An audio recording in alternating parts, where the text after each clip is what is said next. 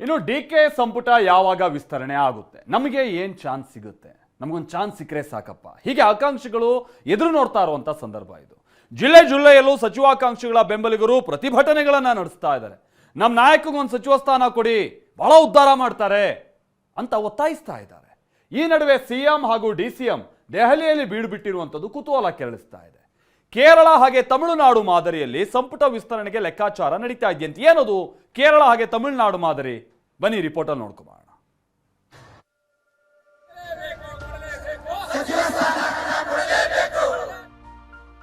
ರಾಜ್ಯಸಭೆ ಪರಿಷತ್ ಚುನಾವಣೆ ಖಾತೆ ಸಚಿವಾಕಾಂಕ್ಷಿಗಳ ಲಾಬಿ, ಜಿಲ್ಲೆಯಲ್ಲೂ ಸಚಿವ ಸ್ಥಾನಕ್ಕಾಗಿ ಪ್ರತಿಭಟನೆ, ಇದೆಲ್ಲವನ್ನು ಸಂಪುಟ ವಿಸ್ತರಣೆ ಕೆಂಡವನ್ನ ಹೊತ್ಕೊಂಡು ಸಿಎಂ ಡಿ.ಕೆ ಶಿವಕುಮಾರ್ ಹಾಗೂ ಡಿ.ಸಿ.ಎಂ ಪರಮೇಶ್ವರ್ ದೆಹಲಿ ಯಾತ್ರೆ ಕೈಗೊಂಡಿದ್ದಾರೆ.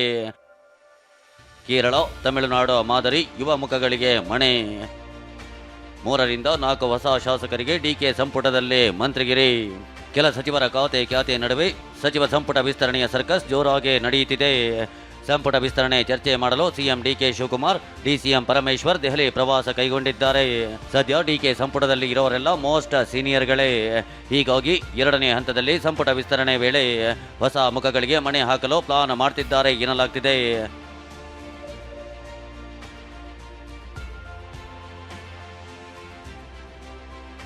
ಕೇರಳ ತಮಿಳುನಾಡು ಮಾದರಿಯಲ್ಲಿ ಯುವ ಮುಖಗಳಿಗೆ ಆದ್ಯತೆ ನೀಡಬೇಕು ಅಂತ ಹೈಕಮಾಂಡ್ ಮಟ್ಟದಲ್ಲಿ ಪ್ಲಾನ್ ಇದೆ. ಸದ್ಯ ಖಾಲಿ ಇರುವ 20 ಸಚಿವ ಸ್ಥಾನಗಳ ಪೈಕಿ ಕನಿಷ್ಠ 3 ರಿಂದ 4 ಸ್ಥಾನಗಳನ್ನು ಹೊಸ ಶಾಸಕರಿಗೆ ನೀಡೋ ಬಗ್ಗೆ ಪರಿಶೀಲನೆ ನಡೆಯುತ್ತಿದೆ ಎನ್ನಲಾಗ್ತಿದೆ. ಇದರ ಭಾಗವಾಗಿ ನಾರಾ ಭರತ್ ರೆಡ್ಡಿಗೆ ಮಂತ್ರಿಗಿರಿ ನೀಡುವ ಬಗ್ಗೆ ಪ್ರಸ್ತಾಪವಾಗಿದೆಯಂತೆ. ಬಳ್ಳಾರಿಯಲ್ಲಿ ರೆಡ್ಡಿ ಬ್ರದರ್ಸ್ನ ಮಣಿಸಲು ನಾರಾ ಭರತ್ ರೆಡ್ಡಿಗೆ ಅವಕಾಶ ನೀಡಿ ಎಂಬ ಚರ್ಚೆ ನಡೆದಿದೆ. ಅಲ್ಲದೆ ಮುಂಬರುವ ಚುನಾವಣೆ ದೃಷ್ಟಿಯಲ್ಲಿ ಇಟ್ಕೊಂಡು ನಾರಾ ಭರತ್ ರೆಡ್ಡಿ, ಅಜಯ್ ಸಿಂಗ್, ಪ್ರದೀಪ್ ಈಶ್ವರ್, ಪ್ರಿಯಾ ಕೃಷ್ಣ, ರಿಜ್ವಾನ್ ಹರ್ಷದ್ ಸೇರಿದಂತೆ ಹಲವು ಹೆಸರುಗಳು ಚರ್ಚೆಯಲ್ಲಿವೆ. ಇದಕ್ಕೆ ಇಂಬು ಕೊಡುವಂತೆ ಮಾತನಾಡಿರುವ ಶಾಸಕ ಪ್ರದೀಪ್ ಈಶ್ವರ್, ಒಬಿಸಿ ಯುವಕನಿಗೆ ಸಚಿವ ಸ್ಥಾನ ಒಲಿಯೋ ನಂಬಿಕೆ ಇದೆ ಅಂತ ಹೇಳಿದ್ದಾರೆ. ಚಿಕ್ಕಬಳ್ಳಾಪುರ ಜಿಲ್ಲೆಗೆ 50 ವರ್ಷ ಆದಮೇಲೆ ಒಬ್ಬ ಒಬಿಸಿ ಹುಡುಗನಿಗೆ ಸಚಿವ ಸ್ಥಾನ ಒಲಿಯುತ್ತೆ ಅನ್ನೋ ಗಟ್ಟಿ ನಂಬಿಕೆ ನನಗಿದೆ. ಯಾಕಂದರೆ ಇದು ಒಬಿಸಿಗಳ ಧ್ವನಿ, ನಾನೇನು ಕೇಳ್ತಾ ಇಲ್ಲ. ಸೊ ಅಹಿಂದ ವರ್ಗದ ಧ್ವನಿಯಾಗಿ ಕೊಡ್ತಾರೆ ಅಂತ ನನ್ನ ಭಾವನೆ ಸರ್. ಖಾತೆ ಬದಲಾವಣೆಗೆ ಮುನಿಯಪ್ಪ ಪಟ್ಟು, ಆಕಾಂಕ್ಷಿಗಳ ಲಾಬಿ. ಬೆಂಗಳೂರು ಅಭಿವೃದ್ಧಿ ಖಾತೆ ಸಿಕ್ಕರೂ ಕೃಷ್ಣ ಬೈರೇಗೌಡರಿಗೆ ಖುಷಿ ಇಲ್ಲ. ಬಿಡಿಎ ಹಾಗೂ ಬಿಎಂಆರ್ಡಿಎನ್ನ ಹೊರತುಪಡಿಸಿ ಬೆಂಗಳೂರು ಅಭಿವೃದ್ಧಿ ಖಾತೆ ಬೇಡ ಅಂತಿರೋ ಕೃಷ್ಣ ಬೈರೇಗೌಡ ದಿಲ್ಲಿಯಲ್ಲಿ ಬೀಡು ಬಿಟ್ಟಿದ್ದಾರೆ. ಐ ಆಮ್ ಹ್ಯಾಪಿ ಅಂತ ಹೇಳಿದ್ರು. ಸಚಿವ KH ಮುನಿಯಪ್ಪ ಖಾತೆ ಬದಲಾವಣೆಯ ಪಟ್ಟು ಬಿಡ್ತಿಲ್ಲ. ಖಾತೆ ಬದಲಿಸಿ ಅಂತಿರೋ ಮುನಿಯಪ್ಪ ಸಿಎಂ ಹಿಂದೆಯೇ ಸುತ್ತುತ್ತಿದ್ದಾರೆ. ಡಿಕೆ ದೆಹಲಿಗೆ ತೆರಳೋ ವೇಳೆಯೋ ದೇವನಹಳ್ಳಿ ಏರ್ಪೋರ್ಟ್ ವರೆಗೂ ಬಂದು ಬೀಳ್ಕೊಟ್ರು.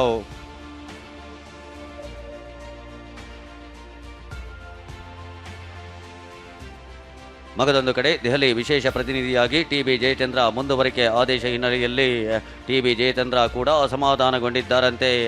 ಆದರೆ ಅಸಮಾಧಾನ ಏನೇ ಇದ್ರೂ ವರಿಷ್ಠರು ಬಗೆಹರಿಸ್ತಾರೆ ಅಂತ ಸಚಿವ ಪ್ರಿಯಾಂಕ್ ಖರ್ಗೆ ಅಂದರೆ ಎಂ.ಬಿ. ಪಾಟೀಲ್ ನಮ್ಮಲ್ಲಿ ಯಾವ ಗೊಂದಲವೋ ಇಲ್ಲ ಅಂತಿದ್ದಾರೆ.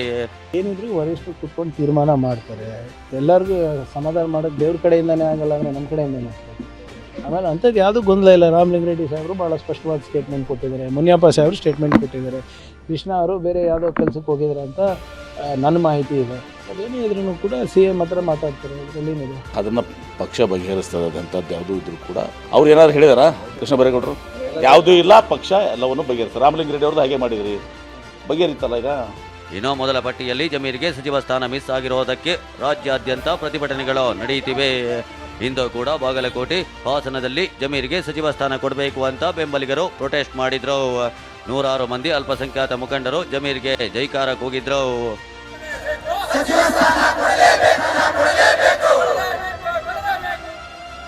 ಕೆಪಿಸಿಸಿ ಕಚೇರಿಗೆ ಭೇಟಿ ನೀಡಿದ್ದ ಜಮೀರ್ ಬೆಂಬಲಿಗರ ಪ್ರತಿಭಟನೆ ಬಗ್ಗೆ ಕೇಳಿದ್ರೆ ಪ್ರತಿಕ್ರಿಯೆ ನೀಡದೆ ಜಾರಿಕೊಂಡ್ರು.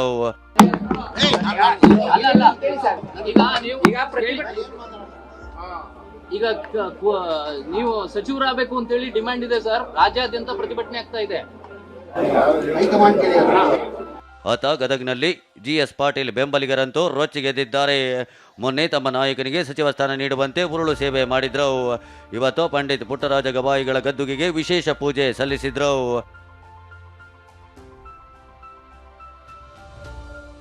ಇತ್ತ ಬಳ್ಳಾರಿಯಲ್ಲಿ ಬಿ ನಾಗೇಂದ್ರಗೆ ಸಚಿವ ಸ್ಥಾನ ನೀಡುವಂತೆ ಪ್ರತಿಭಟನೆ ನಡೆಸಲಾಯಿತು. ಬೀದರ್ನಲ್ಲಿ ರಹೀಂ ಖಾನ್ ಬೆಂಬಲಿಗರು, ಹಾವೇರಿಯಲ್ಲಿ ಎಚ್.ಕೆ. ಪಾಟೀಲ್ ಬೆಂಬಲಿಗರು ಮಂತ್ರಿ ಸ್ಥಾನಕ್ಕಾಗಿ ಆಗ್ರಹಿಸಿದ್ರು. ಇಷ್ಟೆಲ್ಲ ಬೆಳವಣಿಗೆ ನಡುವೆ ಸಿಎಂ ಆದ ಬಳಿಕ ಇದೇ ಮೊದಲ ಬಾರಿಗೆ ಡಿ.ಕೆ. ಶಿವಕುಮಾರ್ ಸೋನಿಯಾ ಗಾಂಧಿ ನಿವಾಸಕ್ಕೆ ಭೇಟಿ ನೀಡಿದ್ರು. ದೆಹಲಿಯ 10 ಜನಪಥ್ ರಸ್ತೆಯಲ್ಲಿರುವ ನಿವಾಸದಲ್ಲಿ ಸೋನಿಯಾ ಗಾಂಧಿ, ರಾಹುಲ್ ಗಾಂಧಿ ಹಾಗೂ ಪ್ರಿಯಾಂಕಾರನ್ನ ಭೇಟಿಯಾದರು. ತಮ್ಮನ್ನ ಸಿಎಂ ಮಾಡಿದ್ದಕ್ಕೆ ಕೃತಜ್ಞತೆ ಸಲ್ಲಿಸಿದ್ರು.